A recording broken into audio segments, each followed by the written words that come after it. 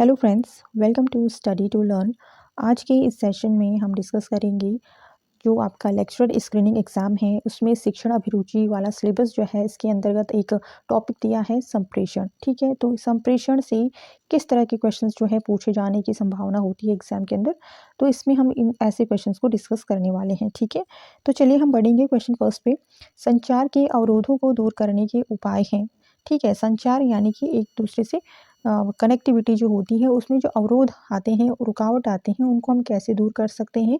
Option है उचित संचार माध्यम का प्रयोग, समुचित भाषा का प्रयोग, संचार धारा द्विमार्गी होना या उपरोक्त सभी। इसमें आंसर क्या बनेगा? उपरोक्त सभी, डी वाला, क्योंकि क्या होना चाहिए? संचार माध्यम का प्रयोग होगा। ठीक है, तभी हम क्या कर पाएंगे? अपना संप्रेषण यानी कि वार्तालाप या जो एक दूसरे तक अपनी बात को पहुंचाते हैं उसमें माध्यम का भी होना आवश्यक है, समुचित भाषा का प्रयोग भी होना आवश्यक है और संचार धारा द्विमार्गी होना चाहिए, यानी कि जहाँ तक बात पहुंच रही है वहाँ से भी क्या मिले? आंसर मिले, आंसर बैक मिले। तो इससे क्या होगा? संचार धारा द्विमार्गी होगी। एक तो होगा संचार को जहाँ से स्टार्ट हो रहा है और जहाँ तक पहुँच रहा है, ये क्या होना चाहिए? दोनों द्विमार्गी होना जरूरी होता है। ठीक है, इसमें अगला है क्वेश्चन, किसी संदेश का फीडबैक किससे आता है? सैटेलाइट, मीडिया, श्रोता वर्ग या संप्रेषण। तो किसी भी संदेश का जो फीडबैक आता है वो श्रोता वर्ग से आता है, यानी कि जो सुनने वाला है वहाँ से क्या मिलेगा? फीडबैक, यानी कि आपको आंसर बैक मिलेगा। ठीक है, अगर आपने कोई बात कही किसी से तो उसका भी जवाब मिलना बहुत आवश्यक होता है, जिसको कि हम एक परफेक्ट संप्रेषण कहेंगे। ठीक है, अगला है अशाब्दिक संचार के अंतर्गत आते हैं दृश्य संकेत, दैहिक भाषा, पार्श्व भाषा या ये सभी।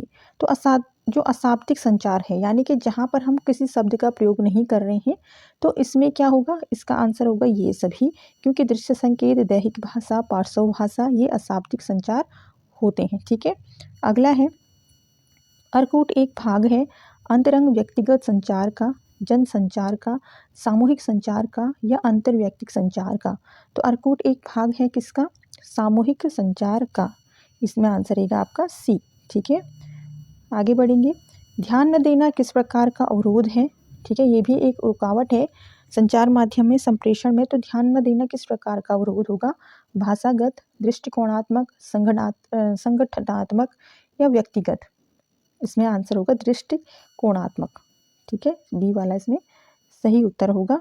फिर है जनसंचार या मास कम्युनिकेशन की एक प्रमुख सीमा है, यह प्राप्तकर्ता के लिए अत्यधिक कीमती है, संदेश उत्पादन के लिए अधिक समय की आवश्यकता होती है या संदेश उत्पादन पर इस प्रोग्राम की सफलता निर्भर करती है या पृष्ठपोषण तंत्र अत्यधिक दुर्बल स्थिति में होती है।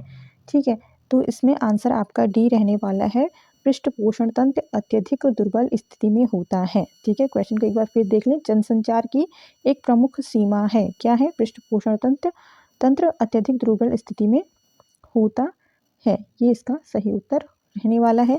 फिर है यदि आप अपनी कक्षा में प्रभावी संप्रेषण जारी रखने में रुचि रखते हैं तो आपको करना होगा।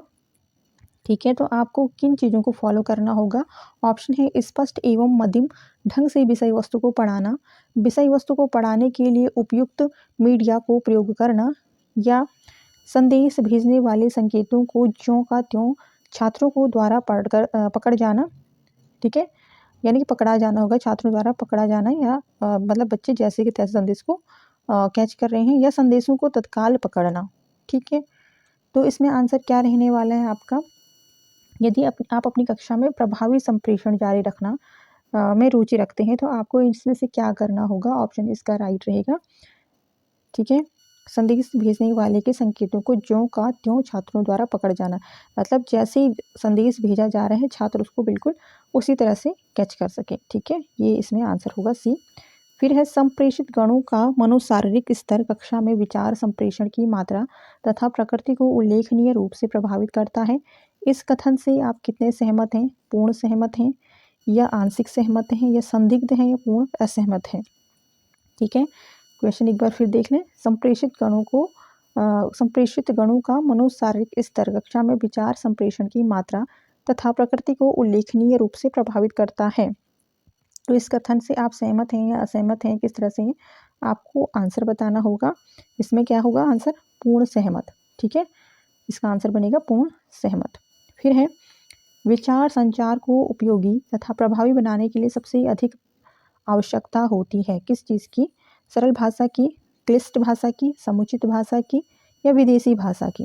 विचार संचार को उपयोगी और प्रभावी बनाने के लिए आप क्या करेंगे? सबसे अधिक आवश्यक आपके लिए होना चाहिए समुचित भाषा, यानी कि मिली-जुली भाषा, ताकि जो जहाँ तक आप बात को समझा पा रहे हैं, जिसके समझ में जो भाषा आती है उसकी भाषा उस लैंग्वेज में, या सरल भाषा या समुचित भाषा, इसका आंसर होगा समुचित भाषा। ठीक है। अगला है निम्न में कौन सा लिखित संचार नहीं है? टेलीफैक्स, चार्ट, ईमेल, घोषणाएं। ठीक है, तो निम्न में कौन सा लिखित संचार नहीं है? ये होगा कौन सा? घोषणाएं।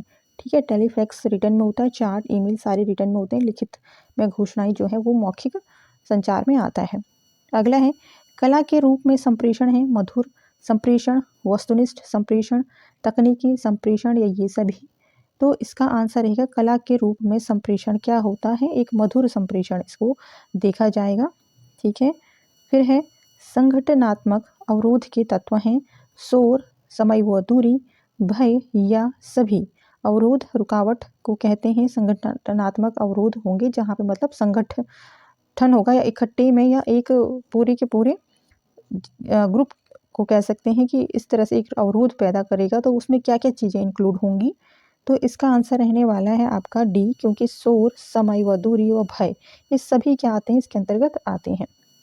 अगला है पार्श्व भाषा के मुख्य भाग हैं आवाज़, आवाज़ उच्चावचन, शब्द दाब, ये सभी। ठीक है, तो इसका आंसर है ये सभी। अगेन पार्श्व भाषा के मुख्य भाग आवाज़, भाषा, उच्चावचन, शब्द दाब, आंसर बनेगा ये सभी।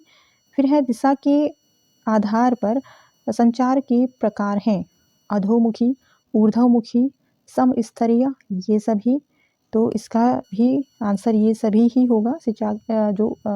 संचार है दिशा के आधार पर इसके प्रकार तीनों प्रकार के होते हैं, अधोमुखी, समस्तरीय और ऊर्ध्वमुखी। आगे है संचार के तत्वों में है संदेश प्रेषण, संदेश प्राप्ति, प्रतिपुष्टि या ये सभी। इसके आंसर में आपको देखना है संचार के तत्व आते हैं संदेश प्रेषण, संदेश की प्राप्ति भी होती है और प्रतिपुष्टि भी, तो आंसर बनेगा ये सभी। फिर है संचार प्रभावित होता है कक्षा कक्ष स्थिति में, मौसम की अनुकूलता या प्रतिकूलता में, संचार प्रक्रिया में प्रयुक्त साधन एवं समय, उपरोक्त सभी के द्वारा। तो संचार प्रभावित कब होता है? तो इसका आंसर रहने वाला है अगेन आपका डी, उपरोक्त सभी कक्षा कक्ष की स्थिति में, शिक्षक और छात्रों के बीच संचार प्रभावित होता है मौसम की अनुकूलता या प्रतिकूलता। ठीक है, दोनों ही क्षेत्रों में, और संचार प्रक्रिया में प्रयुक्त साधन एवं समय। ठीक है, तो ये सारे ही इसमें राइट होंगे। फिर है निम्नलिखित में से कौन सा कथन सत्य नहीं है? एक उत्तम संप्रेषणकर्ता एक उत्तम शिक्षक नहीं हो सकता। ध्यान रखना है सत्य नहीं है पूछा है। ठीक है, तो इस बेस पे आपको जो रीडिंग है वो बहुत प्रॉपर करनी होगी। ठीक है, अगला है एक उत्तम संप्रेषणकर्ता में हास्य की उत्तम अनुभूति होती है, या एक उत्तम संप्रेषणकर्ता में बृहद पठनीय क्षमता होती है, या एक उत्तम संप्रेषणकर्ता का भाषाधिकार होती है। तो इसमें राइट आंसर आपका क्या बन रहा है? सी वाला, एक उत्तम संप्रेषणकर्ता में बृहद पठनीय क्षमता होती है। ठीक है, फिर है किसी शोध कार्य को संप्रेषित करने के लिए निम्नलिखित में से कौन सी वस्तु अनिवार्य है? प्रक्रिया, भाषा पर संपूर्ण प्रभुत्व, उद्देश्य का कथन, या केवल बी एवं दोनों ही। ठीक है, केवल बी एवं दोनों ही, यानी कि बी और सी दोनों होगा, या ए होगा, या बी सी होगा। ठीक है, इसमें से आपको बताना है, तो आंसर इसका डी बनेगा। ठीक है, यानी कि भाषा पर संपूर्ण प्रभुत्व और उद्देश्यों का कथन, ये दोनों ही इसके सही उत्तर होंगे। अगला है निम्नलिखित में से कौन सी स्थिति में छात्र अपेक्षाकृत अधिक स्वतंत्रता के साथ पारस्परिक क्रियाओं में व्यस्त रह सकते हैं? छोटे समूह के विचार विमर्श करने पर, फिल्म प्रोजेक्टर का प्रयोग करने पर, दूरदर्शन पर कार्यक्रम देखने पर, या विशेषज्ञों द्वारा व्याख्यान देने पर। ठीक है, तो इसके जब ऑप्शन हम राइट आंसर पे टिक कर रहे हैं, अगर आपको किसी तरह से समझ में नहीं आता है तो आप रिवाइज करके दोबारा से क्वेश्चन को सुन लीजिए और फिर से ऑप्शन पढ़ सकते हैं और उसके बेस पे आंसर कर सकते हैं। ठीक है, तो इसमें इसका राइट आंसर बनने वाला है आपका ए, छोटे समूहों के साथ विचार विमर्श करने पर। अगला है कक्षा कक्ष में विचार संप्रेषण के स्तर को प्रभावित किया जाता है जलवायु द्वारा, प्रकाश द्वारा, उपलब्ध साधन व समय द्वारा या उपरोक्त सभी। तो इसका भी आंसर आपका रहेगा, इसका आंसर आपका रहेगा सी। ठीक है, जलवायु द्वारा, प्रकाश द्वारा कहीं इसका कोई मेल नहीं है। विचार संप्रेषण उपलब्ध साधन और समय द्वारा। ठीक है, यहाँ पर सी इसका सही उत्तर रहने वाला है। अगला है कक्षा में लंबे भाषण अधिक उपयोगी नहीं होते क्योंकि इससे भय रहता है कि छात्र शारीरिक रूप से अनुपस्थित हो जाएं, छात्र मानसिक रूप से अनुपस्थित हो जाएं, या छात्र समझ ना सकें या छात्र ना सुने। इसमें एग्जैक्ट आंसर ढूंढना है आपको, क्योंकि कहीं ना कहीं आपको लग रहा होगा कि सारे ही आंसर क्या हैं, राइट हैं। ठीक है, तो इसमें होगा छात्र मानसिक रूप से अनुपस्थित हो जाए। इस चीज़ का भय होता है कि जब बहुत लंबा एक तरह से भाषण या व्याख्यान जब कक्षा के अंदर किया जाए तो छात्र वो एक लिमिटेशन एक बच्चे की होती है, तो वो वहाँ से आगे उसको वो बोरियत महसूस करने लगता है और कहीं ना कहीं मानसिक रूप से अनुपस्थित का मतलब है कि वो कहीं और उसका ध्यान लग जाता है। ठीक है, आपको लग रहा होगा कि छात्र ना सुने, छात्र ना समझे, पर एग्जैक्टली जो इसका आंसर बनेगा वो बी ही बनेगा। फिर है विचार ग्रहण के लिए संप्रेषी की शारीरिक उपस्थिति ही पर्याप्त है। यह कथन सत्य नहीं है, यह आंशिक सत्य है, यह सत्य है, या संभवतः इसमें विचार ग्रहण करने के लिए संप्रेषी की शारीरिक उपस्थिति ही पर्याप्त है। तो राइट आंसर कौन सा बन रहा है इसका? इसका आंसर बनेगा ए वाला, यह कथन सत्य नहीं है। शारीरिक रूप से उपस्थित होना ही पर्याप्त नहीं होता है, बल्कि वह मानसिक रूप से भी वहाँ पर उपस्थित हो, तभी किसी बात को, विचार को सुन या समझ पाएगा। ठीक है, जस्ट इससे पहले वाला क्वेश्चन हमने इसी बेस्ड पे डिस्कस किया था। फिर है निम्न में से कौन सी संख्या वृत्त चित्र, एनिमेशन, फिल्मों और समाचार चित्रों का निर्माण और वितरण करने वाली सबसे बड़ी एजेंसी है? ऑप्शन है सेंसर बोर्ड, फिल्म प्रभाग, नाटक एवं गीत प्रभाग, या उपरोक्त में से कोई नहीं। तो इसका राइट आंसर बनेगा बी, फिल्म प्रभाग। अगला है निम्नलिखित में से किस संगठन का मुख्यालय मुंबई में नहीं है? ठीक है, फिल्म प्रभाग, केंद्रीय चलचित्र प्रमाणन बोर्ड, या भारतीय बाल फिल्म समिति, राष्ट्रीय फिल्म अभिलेखागार। ठीक है, इसका इसका जो आंसर बनेगा वो आपका बनने वाला है राष्ट्रीय फिल्म अभिलेखागार। ठीक है, आपको लग रहे होंगे कि ये क्वेश्चन तो इसमें क्यों पूछे गए हैं, तो कहीं ना कहीं जो क्या होती हैं, जो फिल्में या वीडियो के माध्यम से आप एक संचार माध्यम आपका बनता है, तो ये कहाँ पर जो है प्रसारित किए जाते हैं, मुंबई से ही, तो वहाँ से रिलेटेड जो क्वेश्चन है ये भी कभी कभी एग्जाम में पूछने की संभावनाएं बनती हैं। ठीक है, फिर है संचार का क्रियात्मक माध्यम है नाटक, कार्यशाला, प्रदर्शनी, या ये सभी। संचार का क्रियात्मक, ठीक है, पूछा क्या गया है, तो आंसर इसमें राइट कौन सा रहने वाला है? डी, क्योंकि नाटक, कार्यशाला, प्रदर्शनी ये सभी क्रियात्मक माध्यम है, यानी कि जिसमें कोई कार्य हो रहा है। ठीक है, एक्शन जिसमें हो रहा है, तो वहाँ पर नाटक में, कार्यशाला और प्रदर्शनी तीनों में ही, तो आंसर बनेगा डी। फिर है ऊर्ध्वगामी संचार इस रूप में होता है प्रतिवेदन, निवेदन, सुझाव एवं शिकायतें, या ये सभी। इसमें आंसर आपका रहेगा डी फिर से। ठीक है, ये सभी होगा। अगला है आपके मतानुसार निम्नलिखित में से कौन सा एक कक्षा में प्रभावी संप्रेषण के मार्ग का बाधा नहीं माना जा सकता है? एक दीर्घ कथन, एक अस्पष्ट कथन है, या एक संक्षिप्त कथन है, यह एक ऐसा कथन जो श्रवणकर्ता को यह अवसर प्रदान करे कि वह स्वयं इससे निष्कर्ष निकाले। तो इसका एग्जैक्ट जो आंसर बन रहा है वो है एक संक्षिप्त कथन। ठीक है, ये इसका आंसर बनेगा। फिर है यदि एक शिक्षक अपने विचारों को भलीभांति ढंग से छात्रों तक पहुंचाने में असमर्थ रहता है तो इसका परिणाम होगा, क्या परिणाम होगा? कक्षा में अनुशासन का समापन, शिक्षक के द्वारा पढ़ाए जाने वाले टॉपिक के छात्रों की रुचि का समापन, या कक्षा में छात्रों की अधिकाधिक अनुपस्थिति, या उपयुक्त सभी। तो क्या इसका आंसर रहने वाला है? तो इसका आंसर डी रहेगा, उपरोक्त सभी ही इसका आंसर बनेगा, उपयुक्त सभी। ठीक है, कक्षा में अनुशासन का समापन हो जाएगा जब टीचर अपनी बात को बच्चे तक नहीं पहुंचा पाएगा। ठीक है, शिक्षक के द्वारा पढ़ाए जाने वाले टॉपिक के छात्रों की रुचि का भी समापन देखने को मिलेगा, और अधिक से अधिक बच्चे कक्षा के अंदर क्या रहेंगे? अनुपस्थित रहेंगे।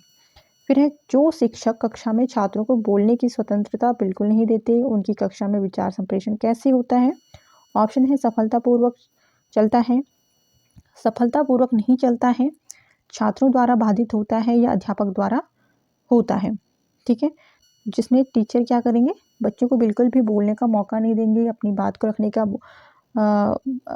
बिल्कुल भी मौका नहीं देंगे। तो इसमें आंसर बनेगा बी, जो कि क्या है, सफलतापूर्वक नहीं चलता है। विचार संप्रेषण बिल्कुल भी, बच्चों के मन में डाउट्स होते हैं, पूछ ही नहीं पाएंगे तो बिल्कुल बच्चे समझ ही नहीं पाएंगे। ठीक है, विचार संप्रेषण जो है वो नहीं चलता है। आगे है, विचार ग्रहण बहुत कुछ निर्भर करता है छात्रों की अवधान शक्ति पर, छात्रों की तत्परता पर, छात्र समझ ना सकें या छात्र ना सुने। ठीक है, तो किस पर निर्भर करता है, इसका राइट आंसर जो है वो है छात्रों की तत्परता पर। ठीक है, छात्र लगातार क्या कर रहे हैं, सीख रहे हैं, समझ रहे हैं, ऑब्जर्व कर रहे हैं, तो छात्रों की तत्परता इसका आंसर होगा। अगला है इसमें क्वेश्चन, लंबे विचार संचार अधिक उपयोगी तथा प्रभावी बनने के लिए सबसे अधिक आवश्यक होती है। ठीक है, तो इसमें पूछा गया है कि क्या लंबे विचार हैं, संचार हैं, वो क्या उपयोगी और प्रभावी हो सकते हैं। तो वो कथन देखना है कि यह सच है, सच नहीं है, यह सच है, आंशिक सच है, या कुछ कहा नहीं जा सकता। तो इसमें राइट आंसर रहेगा यह सच नहीं है। फिर है, निम्न कथनों में से कौन सा सही नहीं है। एक अच्छा संप्रेषक एक अच्छा शिक्षक नहीं हो सकता, या एक अच्छा संप्रेषक अच्छा हास्य बोध रखता है, या एक अच्छा संप्रेषक व्यापक अध्यक्ष वाला होता है, या उपरोक्त में से कोई नहीं। ठीक है, ये आपको ढूंढना है कि कौन सा कथन इसमें से सही नहीं होगा। तो इसका राइट आंसर होगा, एक अच्छा संप्रेषक एक अच्छा शिक्षक नहीं हो सकता। ये क्या है, इसमें ये सत्य नहीं है। ठीक है, फर्स्ट ए वाला जो है। ठीक है, फिर है, अध्यापक के लिए पढ़ाना जितना महत्वपूर्ण है उतना ही महत्वपूर्ण है छात्रों द्वारा पूछे गए प्रश्नों के कुशलतापूर्वक उत्तर देना। आप इस कथन से कहाँ तक सहमत हैं। ठीक है, जब अध्यापक के द्वारा पढ़ाया जाता है तो उनके जो प्रश्न होते हैं, उनके जो डाउट होते हैं बच्चों के, तो उसका भी उनकी सेटिस्फेक्शन लेवल तक उनकी आंसर एक बच्चे को मिल जाए, तो कहीं ना कहीं आपको क्या देना है, इसका आंसर बताना है कि आप इससे सहमत हैं या नहीं हैं। तो आंसर में पहले ऑप्शन पढ़ेंगे, पूर्ण असहमत, पूर्ण सहमत, आंशिक सहमत या संभवतः। तो इसका राइट आंसर बनेगा पूर्ण सहमत। ठीक है, बी वाला इसका सही उत्तर होगा। अगला है, संचार कौशल अर्जित किया जा सकता है, यह कथन है सत्य, लगभग असत्य है, या असत्य है, या अस्पष्ट है। तो संचार कौशल अर्जित किया जा सकता है, यानी कि कहीं बाहर से सीखा जा सकता है। तो ये इसमें आंसर क्या बनेगा, ए वाला, कि सत्य है कि भाई हमें नहीं बोलना आता है, संचार माध्यम अपनी बात को कहना नहीं आता है, तो कहीं ना कहीं मतलब इसको सीखा जा सकता है। ठीक है, कोई भी आप अगर ऑनलाइन माध्यम से अपनी बात कहना चाह रहे हो, ठीक है, जैसे आपके बच्चे हैं तो उनके अंदर इस तरह की स्किल्स काफ़ी हद तक डेवलप हो चुकी हैं, क्योंकि वो धीरे धीरे उन चीज़ों को अर्जित कर रहे हैं, सीख रहे हैं। ठीक है, अगला है, सूचना एवं संप्रेषण तकनीकी की आवश्यकता शिक्षा जगत में शिक्षा की बढ़ती मांग को संतुष्ट करने तथा एक ज्ञान हेतु या शैक्षिक सामग्री का बोधगम्य या रोचक बनाने को, या शिक्षा के विभिन्न माध्यमों को सहयोग प्रदान करने को, या उपरोक्त सभी। तो इसका आंसर भी डी बनेगा, उपरोक्त सभी।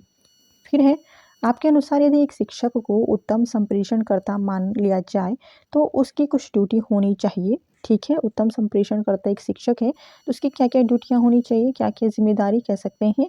वह छात्रों में चिंतन योग्यता का संचार करे, वह पाठ पढ़ाकर छात्रों को ज्ञान प्रदान करे, वह विषय वस्तु को छात्रों के साथ डिस्कस या विचार विमर्श भी जिसे हम कहते हैं, या उपयुक्त सभी सत्य हैं।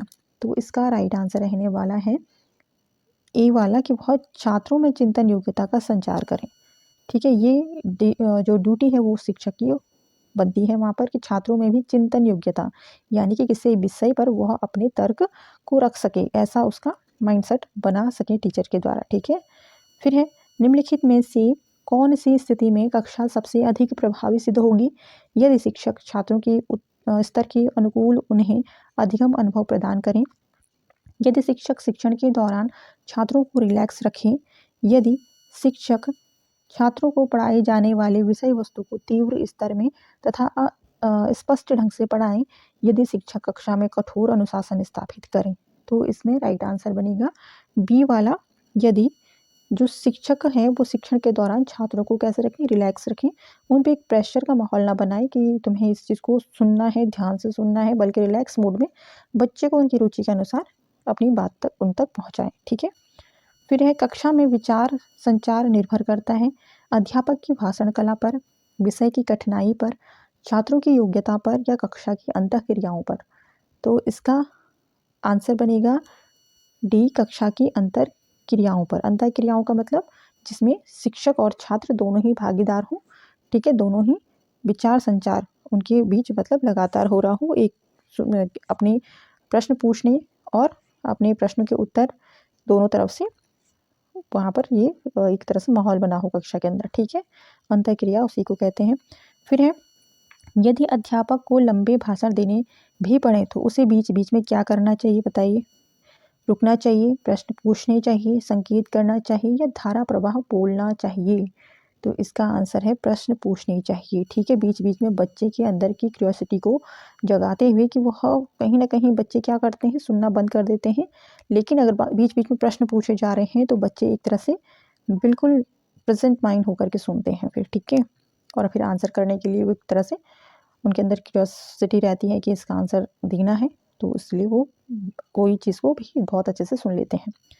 आगे है कक्षा में विचार संचार को उद्देश्यनिष्ठ बनाने हेतु शिक्षक को चाहिए कि वह पहले छात्रों को तत्पर करे, विषय वस्तु को खूब पढ़े, पहले स्वयं को तैयार करे या उपरोक्त में से कोई नहीं, ठीक है। विचार संचार को उद्देश्यनिष्ठ बनाने हेतु शिक्षक को क्या करना चाहिए कक्षा में, जब वह एक तरह से जब अपना लेक्चरर या कुछ भी, तो इसके अंतर्गत तो जरूरी नहीं कि छात्रों को तत्पर करे, विषय वस्तु को खूब पढ़े या पहले स्वयं को तैयार करें। तो इसमें आंसर बनेगा उपरोक्त में से कोई नहीं। फिर है भाषागत अवरोध के अंतर्गत नहीं आते हैं अस्पष्ट पूर्ण धारणा, दोषपूर्ण अनुवाद, गलत शब्द में अभिव्यक्त संदेश या शोर। तो भाषागत अवरोध के अंतर्गत क्या नहीं आएगा, शोर, ठीक है। आंसर इसका डी रहेगा।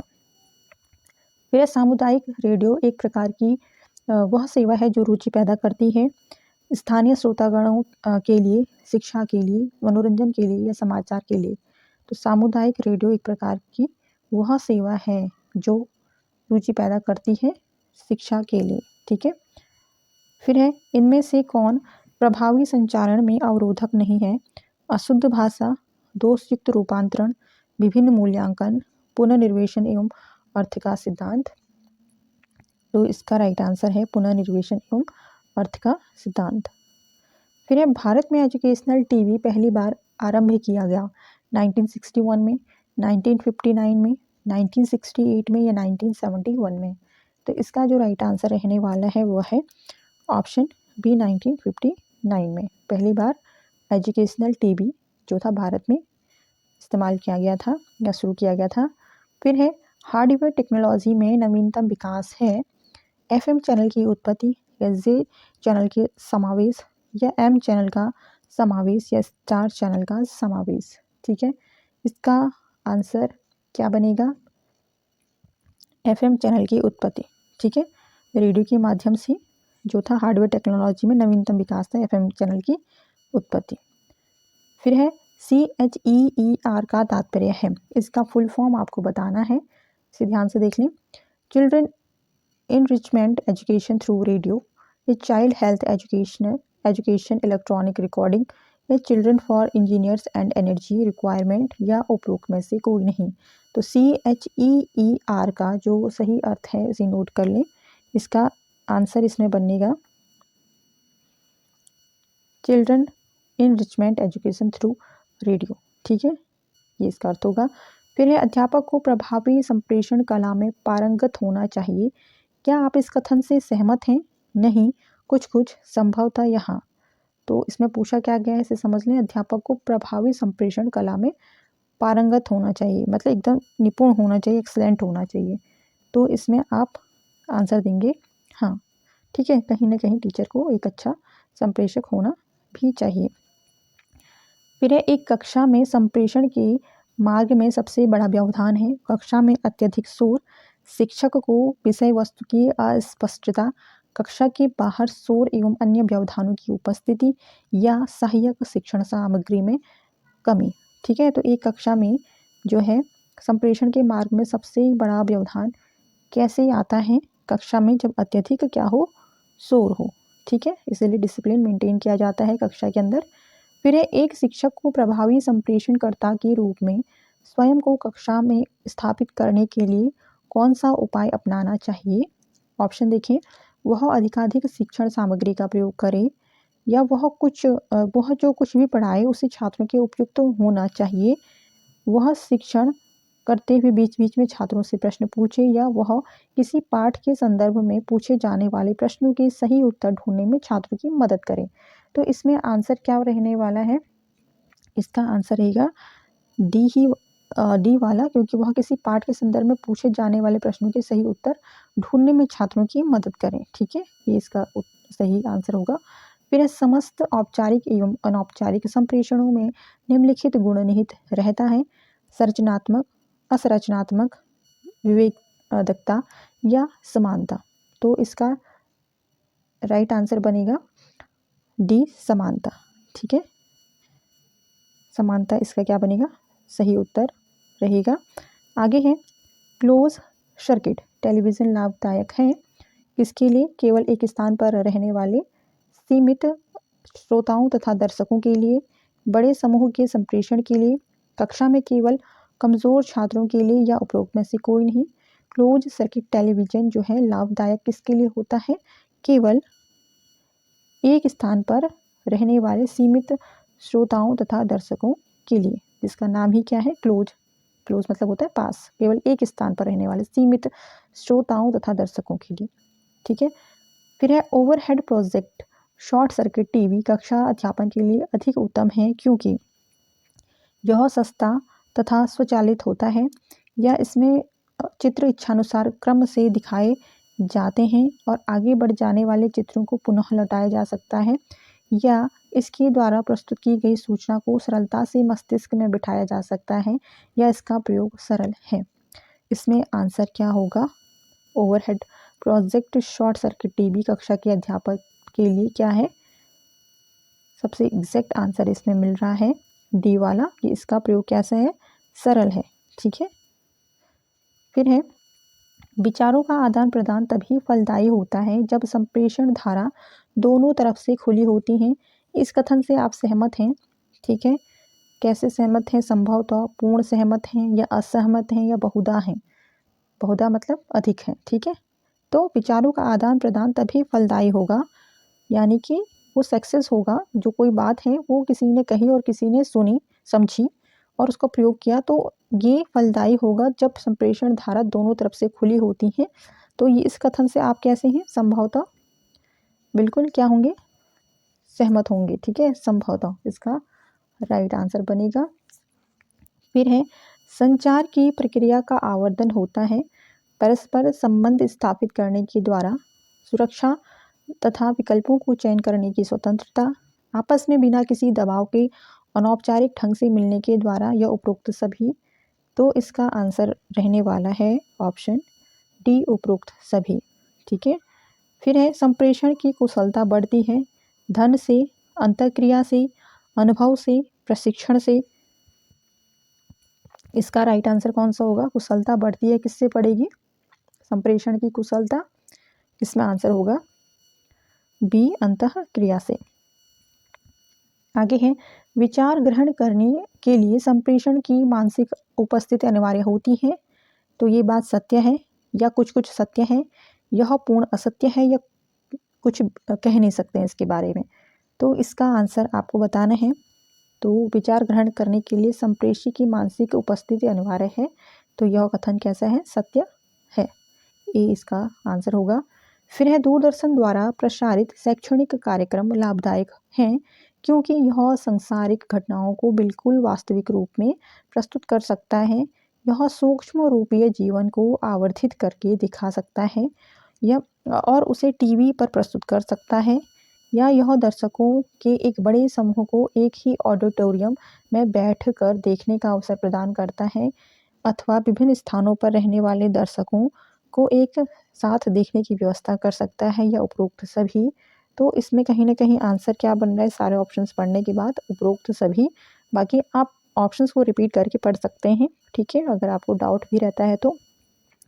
फिर है सामूहिक संचार की प्रमुख परिसीमा यह है कि यह बहुत महंगा होता है, फीडबैक प्रणाली कमज़ोर होती है, संदेश प्रस्तुत करने के लिए अधिक समय की ज़रूरत होती है या सफलता ज़्यादातर प्रस्तुतकर्ता पर निर्भर करती है। तो इसका आंसर बनेगा आपका सामूहिक संचार की प्रमुख परिसीमा यह है कि फीडबैक प्रणाली कमज़ोर होती है, ठीक है, प्रमुख परिसीमा। तो आंसर बनेगा फीडबैक प्रणाली कमज़ोर होती है, जो श्रोता होता है उसकी तरफ से कोई जब आंसर प्रॉपर नहीं मिलता है तो उसको कहेंगे प्रमुख परिसीमा, यानी कि एक लिमिटेशन, ठीक है।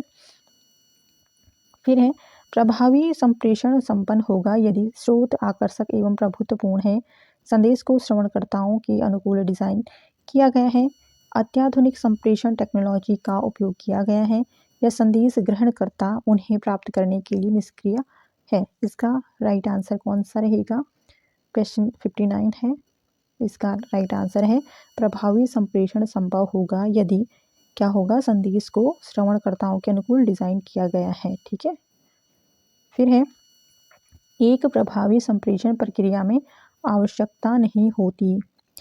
एक प्रभावी संप्रेषण प्रक्रिया में किस चीज़ की आवश्यकता नहीं होती है, ये देख लें। वाणी में उतार चढ़ाव या अन्य परिवर्तनों की, उचित मूक भावों की, विषय वस्तु की मास्टरी की या सौंदर्यपूर्ण व्यक्तित्व की। तो किस चीज़ की आवश्यकता नहीं होती है? आपको आंसर कहीं ना कहीं मिल गया होगा, डी इसका सही उत्तर होगा, सौंदर्यपूर्ण व्यक्तित्व की आवश्यकता नहीं होती है। फिर है प्रायः कई बार ऐसा देखा गया है कि कक्षा में शिक्षण संप्रेषण असफल हो जाता है क्योंकि छात्रों का अवधान उस पर केंद्रित नहीं होता, शिक्षक भाषण देने में अरोचकता उत्पन्न करता है, या छात्रों की शिक्षक द्वारा पढ़ाई जाने वाली पाठ में कोई रुचि नहीं है, या कक्षा के अंदर या बाहर अत्यधिक शोर जारी है। तो कहीं ना कहीं इसमें ऑप्शन कौन सा रहेगा आपका? डी ही रहेगा, ठीक है। बहुत अत्यधिक शोर की वजह से क्या होता है, जो संप्रेषण है वो असफल हो सकता है। फिर है निम्न सभी दूरदर्शन शिक्षा की सीमाएं हैं केवल एक को छोड़कर, वह कौन है? वो आपको ढूंढनी है। ऑप्शन है दूरदर्शन अध्याय एक निश्चित गति से आगे बढ़ते हैं और इस प्रकार के छात्रों के व्यक्तिगत बौद्धिक स्तर को ध्यान से नहीं रख पाते, इसमें अध्यापकों तथा छात्रों के बीच विचारों के आदान प्रदान का कोई मौका नहीं होता, या यह अध्यापन सामग्री को भलीभांति समझने के लिए छात्रों की उचित सहायता नहीं करते, कार्यक्रम की तैयारी तथा योजना बनाने में विशेषज्ञ बहुत अधिक समय लेते हैं। क्वेश्चन क्या था एक बार समझ लें फिर से। निम्न सभी दूरदर्शन शिक्षा की सीमाएं हैं केवल एक को छोड़कर, तो आपको एक बतानी है, आपको कौन सी, उसे छोड़ करके बाकी सारी सीमाएं हैं तो कौन सी नहीं होगी? अध्यापन सामग्री को भलीभांति समझने के लिए छात्रों की उचित सहायता नहीं करते, ये इसका एग्जैक्ट आंसर होगा सी, ठीक है। फिर है छात्रों का निम्न में से कौन सा ग्रुप कंप्यूटर आधारित शिक्षा कार्यक्रम में सबसे अधिक लाभान्वित हो सकता है? मंद बुद्धि का छोटा ग्रुप, मध्यम बुद्धि का बड़ा ग्रुप, या विभिन्न बौद्धिक क्षमता रखने वाला ग्रुप, या उपरोक्त सभी। तो इसका आंसर बनेगा उपरोक्त सभी ही, ठीक है, डी।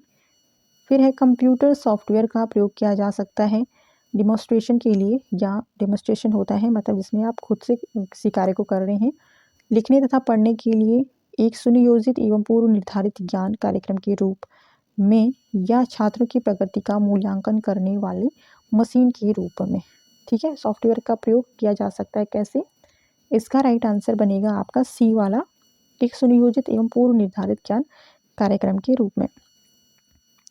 फिर है शिक्षण एक सहयोगात्मक क्रिया है, कैसा? इसके लिए आप वो फिर से आपका फीडबैक इसमें पूछा गया है कि निश्चय ही, नहीं, बहुधा, संभवतः। तो इसका राइट आंसर होगा शिक्षण एक सहयोगात्मक क्रिया है, तो ये इसका आंसर बनेगा निश्चय ही। फिर है एक प्रभावी ससूचक के रूप में आप निम्नलिखित कदमों में से सबसे पहले किस पर विचार करेंगे?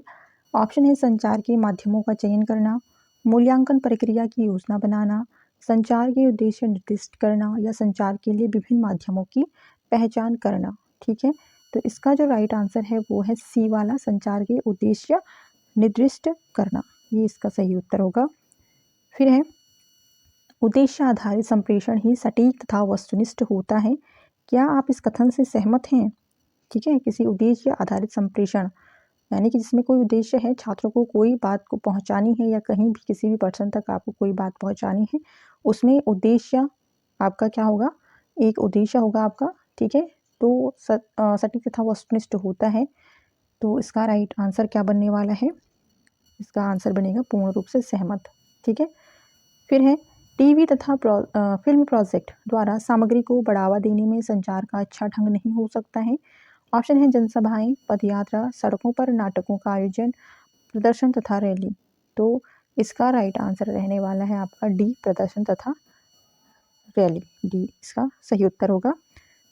फिर है दूरदर्शन पर शिक्षण कार्य कक्षा अध्यापन से उत्तम है क्योंकि इसके माध्यम से अपनी आवाज़ को प्रभावशाली बनाकर पूरे तौर पर ध्यान संकेंद्रण होता है। दूसरे तक पहुंचाई गई सामग्री को नई, रुचिकर तथा आवश्यकता अनुसार बनाने के द्वारा या उपरोक्त सभी। तो इसका आंसर भी बनेगा उपरोक्त सभी, डी। फिर है जो शिक्षक अपने विचारों को छात्रों तक कुशलतापूर्वक पहुंचा पाते हैं, छात्र पसंद करते हैं। इस संबंध में आपकी क्या राय है? ठीक है, यह ठीक नहीं है, संभवतः या पूर्ण सहमत हैं। तो इसका आंसर बनेगा क्या? छात्र पसंद करते हैं, इस संबंध में आपकी क्या राय है? तो आंसर बनेगा इसमें ठीक है। अगला है इसमें निम्नलिखित में से किस एक को शिक्षक को अपने संप्रेषण में प्रयुक्त करना चाहिए?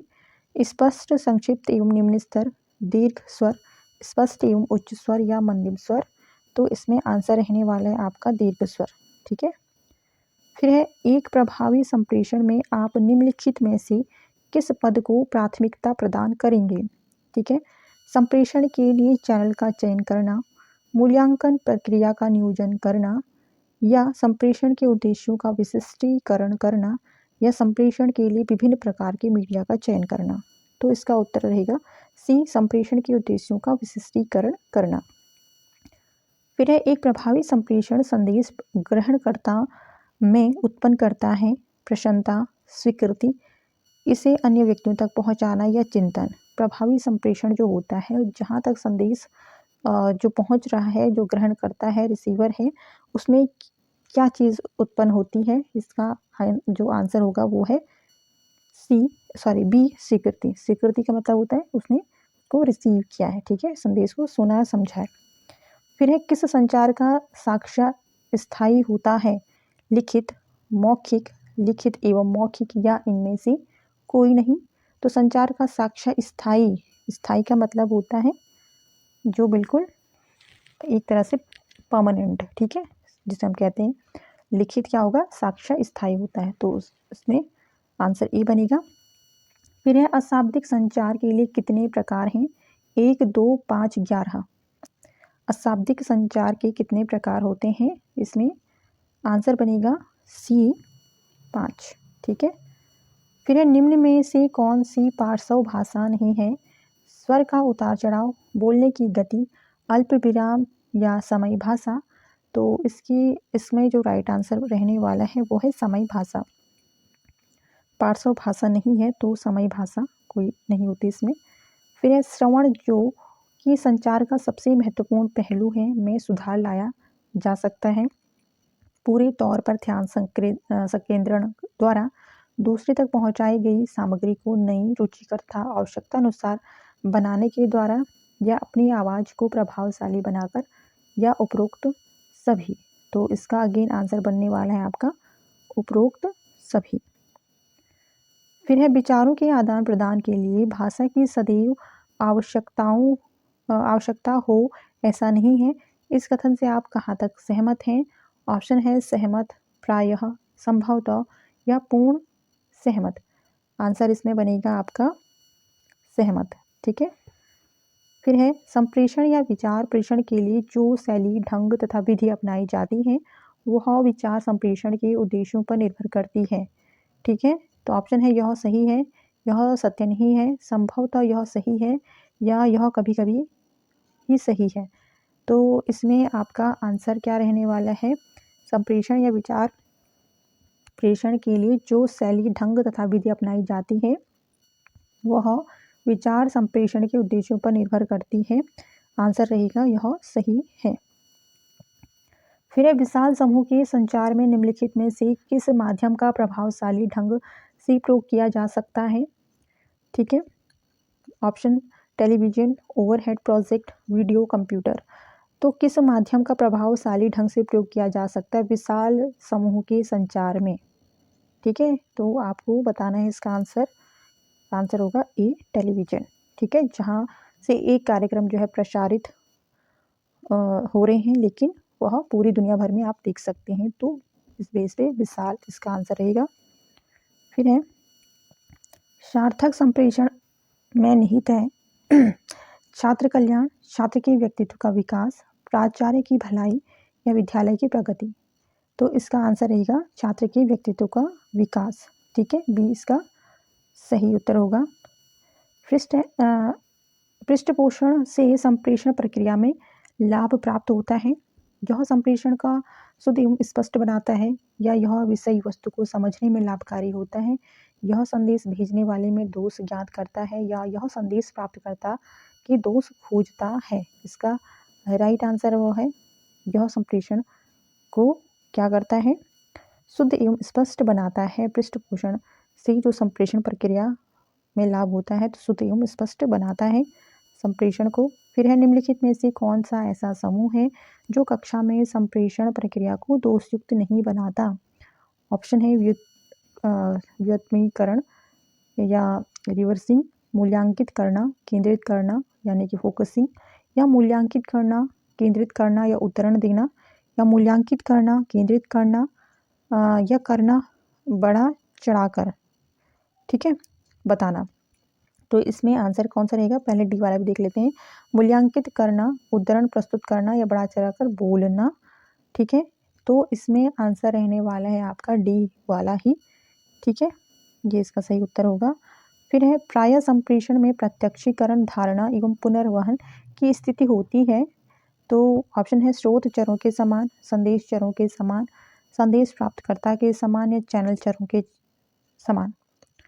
आंसर इसका रहेगा डी, चैनल चरों के समान। फिर है कक्षा में शिक्षण के दौरान विचार संचरण को उद्देश्यपूर्ण बनाने हेतु अध्यापक को चाहिए कि वह विषय वस्तु का अध्ययन अच्छा करे, पहले छात्रों को ग्रहण करने हेतु तत्पर करे, छात्रों को डांटकर शांत करे या छात्रों को भी संचार में सहभागी बनाए। तो इसका आंसर रहेगा आपका डी, छात्रों को भी संचार में सहभागी बनाए। फिर है सहायक सामग्री, उदाहरण, दृष्टांत आदि की प्रयोग करने में विचार संचार उत्पन्न होती हैं। वह विचार संप्रेषण के उद्देश्यों पर निर्भर करती हैं। पूर्ण असहमत, पूर्ण सहमत, आंशिक सहमत या संभवतः। इसका आंसर रहने वाला है आपका पूर्ण सहमत, बी। फिर है कक्षा में संचार की सबसे शक्तिशाली बाधा है। कक्षा में शोरगुल, शिक्षक के स्तर पर भ्रांति, शिक्षण सामग्री का अभाव या उपरोक्त सभी। तो कक्षा में संचार की सबसे शक्तिशाली बाधा क्या रहने वाला है, इसका आंसर होगा कक्षा में शोरगुल। ठीक है, ये कहीं ना कहीं इसका सही उत्तर होगा, ए वाला। फिर है संप्रेषक की वाणी में आरोह अवरोह विचार संचार को उद्देश्य मूलक बनाते हैं। यह सत्य नहीं है, यह सत्य है, यह कुछ कुछ सत्य है या संभवतः ऐसा होता है। इसका सही उत्तर क्या है, यह क्या है, सत्य है। फिर है निम्न में से कौन सा अशाब्दिक संचार नहीं है। समय भाषा, स्थान प्रयोग, स्थिर प्रयोग, स्वर का उतार चढ़ाव। अशाब्दिक संचार नहीं पूछा है जिसमें शब्दों का प्रयोग नहीं होगा, तो कौन सा अशाब्दिक संचार नहीं है इसमें से, आंसर रहेगा स्वर का उतार चढ़ाव। ठीक है, फिर है व्याख्यान तकनीक के बारे में लोगों का विचार है। आधुनिक शिक्षा में इसका न्यूनतम उपयोग अधिगम वृद्धि का उत्तम साधन है। इसका प्रेरणात्मक उपयोग नगण्य है या एकाग्र रूप में उत्तम तकनीक है। इसका सही आंसर जो रहने वाला है, इसका प्रेरणात्मक उपयोग नगण्य है, सी इसका आंसर बनेगा। फिर है पार्श्व भाषा के कितने प्रकार होते हैं। ऑप्शन है 1, 2, 3, 4, तो इसका आंसर है 3। फिर है व्याख्यान विधि निम्नलिखित परिस्थिति में सर्वाधिक लाभकारी सिद्ध होती है। अनुशासनहीन कक्षा का ध्यान आकृष्ट करने में या पाठ्यक्रम की सहायता विधि के रूप में तथा रुचि के विकास में, विषय वस्तु को संपूर्ण रूप से प्रस्तुत करने में या छात्रों को तथ्यपरक ज्ञान प्रदान करने में। तो इसका आंसर रहने वाला है बी, पाठ्यक्रम की सहायता विधि के रूप में तथा रुचि के विकास में। फिर है शिक्षक द्वारा कक्षा में दी जाने वाली व्याख्या संबंधी शिक्षण कौशलों को सूचीबद्ध किया गया है। आंसर है इसका, इसमें आपको ये कूट वाले हैं तो आपको इसको इसमें से बिल्कुल एकदम बताने हैं ढूंढ करके कि कौन सा एग्जैक्ट इसका आंसर होगा। तो पहला है कक्षा में संप्रेषण बूस्टरों का अधिकाधिक प्रयोग करना, उद्दीपक परिवर्तन करना, छात्रों को अभिप्रेरित करना या छात्रों की पूर्व ज्ञान की स्थिति ज्ञात करना या प्रश्न पूछने की कुशलताएं। तो इसका जो एग्जैक्ट आंसर बनने वाला है, इसमें आंसर रहेगा शिक्षक द्वारा कक्षा में दिए जाने वाले व्याख्या संबंधी शिक्षण कौशलों को सूचीबद्ध किया गया है। तो कक्षा में संप्रेषण बूस्टरों का अधिकाधिक प्रयोग करना या उद्दीपक परिवर्तन करना, और एक और बनेगा इसमें बनेगा छात्रों में क्या होना चाहिए, प्रश्न पूछने की कुशलताएं, इसका 5th वाला भी होगा। ठीक है, तो एग्जैक्ट इसका जो कूट है वो हमें ढूंढना है। 1 2 5 बन रहा है, तो ठीक है, इसका आंसर बनेगा डी वाला, 1 2 5। फिर है शिक्षक के विचारों का छात्रों तक संप्रेषित का तात्पर्य है ज्ञान प्रदान करना, विचारों को प्रदान करना, विचारों का मस्तिष्क में समावेश करना या शिक्षण प्रक्रिया को जारी रहना। इसमें आंसर बनेगा विचारों का मस्तिष्क में समावेश करना। फिर है जब कभी बुलेटिन बोर्ड का प्रयोग करें तो फलदायी होता है जब संप्रेषण धारा दोनों तरफ से खुली हुई हो। इस कथन में आप क्या कहते हैं, आप सहमत हैं? नहीं। इसकी देखभाल के लिए एक छात्र कमेटी का निर्माण किया जाए, इस पर प्रदर्शित की जाने वाली सामग्री पर ठीक ठीक विचार विमर्श किया जाए, प्रत्येक दिन नया प्रदर्शन किया जाए या एक प्रदर्शन के कई पक्ष होने चाहिए। इसका सही आंसर रहने वाला है बी, इस पर प्रदर्शित की जाने वाली सामग्री पर ठीक ठीक विचार विमर्श किया जाए। ठीक है, यानी कि सभी चीज़ों का प्रदर्शन नहीं कर सकते हैं आप। कक्षा के भीतर जो बच्चों के लिए उपयोगी है उसके आधार पर ही आपको आंसर करना है। भारत में अंग्रेजी भाषा के शिक्षण का एक आधारभूत निष्कर्ष बालकों में इस भाषा का व्यावहारिक ज्ञान पैदा करना भी है। यह उद्देश्य की संप्राप्ति संभव है यदि अंग्रेजी शिक्षकों को विशिष्ट प्रशिक्षण प्रदान किया जाए, स्कूल में प्रारंभिक वर्षों में अंग्रेजी व्याकरण का शिक्षण प्रदान किया जाए, सभी शिक्षक अंग्रेजी भाषा के शुद्ध एवं सही शिक्षण पर बल दें या अंग्रेजी भाषा शिक्षण में से उच्च साहित्यिक अध्ययन को हटा दिया जाए। ठीक है, तो इसका जो सही उत्तर रहने वाला है वो है सी, स्कूल में प्रारंभिक वर्षों में अंग्रेजी व्याकरण का शिक्षण प्रदान किया जाए। फिर है आधुनिक विद्यालयों में कौशलों का अधिगम प्रदान किया जाता है जब उनकी आवश्यकता होती है, एक योजनाबद्ध तरीके से या राजकीय पाठ्यक्रमों की योजनानुसार, माता पिता की इच्छा अनुसार। तो जब उनकी आवश्यकता होती है, ये इसका सही उत्तर रहेगा। कौशलों का अधिगम किया जाता है आधुनिक विद्यालयों में जब भी क्या हो, किसी भी आधुनिक पद्धति टेक्नोलॉजी की जब ज़रूरत होती है, तब जब उनकी आवश्यकता होती है तब उनका क्या किया जाता है, ऐसे कौशलों को अधिगम प्रदान किया जाता है। ठीक है, छात्रों में। फिर है कक्षा में शोरगुल का नियंत्रित करने के लिए संप्रेषण की कौन सी पद्धति सबसे अच्छी है? कि बात मत करो कहना, विद्यार्थियों की आवाज़ से भी ऊंची आवाज़ में बोलना, शांत रहकर विद्यार्थियों को देखना या शोरगुल की परवाह किए बिना शिक्षण प्रारंभ करना। तो इसमें आंसर बनेगा आपका कौन सा? जब शोरगुल को नियंत्रित करना है, संप्रेषण की कौन सी पद्धति सबसे अच्छी है? ठीक है, तो इसका जो राइट आंसर है इसमें वो है विद्यार्थियों को क्या करना है, आपको शांत रह करके देखना है। एकटक होकर देखें तो अपने आप बच्चे क्या हो जाते हैं, टीचर की तरफ देखते हैं और बिल्कुल शांत हो जाते हैं। फिर है माध्यमिक स्तर पर शिक्षण की व्याख्यान तकनीक को निम्नलिखित के लिए सर्वोत्तम माना जाता है। ठीक है, ऑप्शन देख लें इसमें, सामाजिक अध्ययन के शिक्षण हेतु, शिक्षण प्रदान करने हेतु, पाठ्यक्रम के पुनर्वहन हेतु या सूचनाओं के संप्रेषण हेतु जिन्हें अन्य माध्यमों से संप्रेषित किया जाता है। इसमें आंसर रहेगा आपका डी। ठीक है, सूचनाओं के संप्रेषण हेतु जिन्हें अन्य माध्यमों से संप्रेषित किया जाता है, ये उसका उत्तर होगा। फिर है, एक शिक्षक का कक्षा में प्रभावी शिक्षण होगा यदि वह कक्षा में छात्रों के लिए प्रत्याशित सभी सामग्री की उपयुक्त व्याख्या करता है, वह प्रत्येक छात्र के लिए व्याख्या की पुनरावृत्ति करता है, वह छात्रों को अनेक प्रकार के अधिगम अनुभव प्रदान करता है, या वह छात्रों के द्वारा पूछे जाने वाले सभी प्रश्नों के समुचित उत्तर देता है। इसमें आंसर रहने वाला है आपका सी, वह छात्रों के अनेक प्रकार के अधिगम अनुभव प्रदान करता है। तो फ्रेंड्स, ये थे 100 क्वेश्चन जो कि आपका संप्रेषण वाले सेक्शन से थे। इसमें आगे की सीरीज़ को हम नेक्स्ट वीडियो में कंटिन्यू करेंगे। मिलते हैं नेक्स्ट वीडियो में, तब तक के लिए धन्यवाद।